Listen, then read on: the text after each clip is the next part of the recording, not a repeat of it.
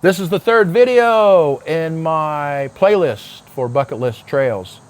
We are highlighting desert riding here. I mentioned Moab, the whole enchilada, definitely a really neat experience. I always get tickled whenever people brag about riding from town and riding the whole enchilada, like pedaling up to the very top and not getting a shuttle, and then looking down on those who get a shuttle and saying they rode the whole thing. Well, in reality, very few people have ridden the whole enchilada, because there are some tech features on the whole enchilada that most of those people who rode up from town didn't ride. So a little pet peeve is, don't say you've ridden the whole enchilada if you walk those sections.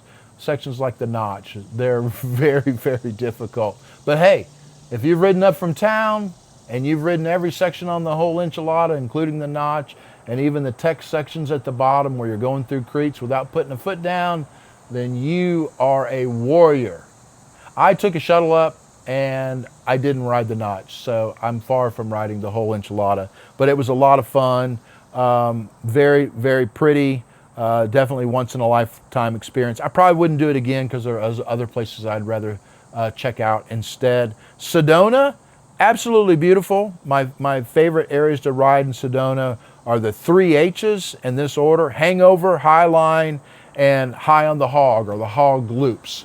And they're in that order. Hangover was really awesome, but lots of exposure that if you make one mistake on, you die. I walked a lot of that. That's just not my thing. I'm not having a lot of fun. I'm glad I did it, but I won't do it again. And back in Moab, you have a place called Bartlett Wash.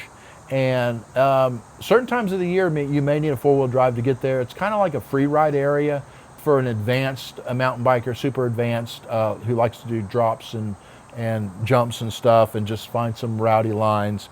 If that's not your thing, you may have more fun in some of the other areas in the Moab area.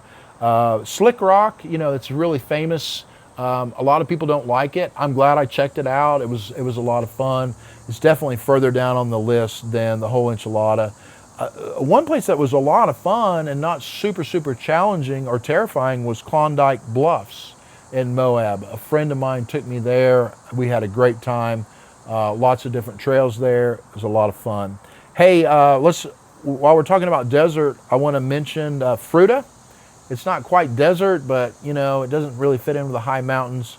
You can see I'm a little liberal with my categorization.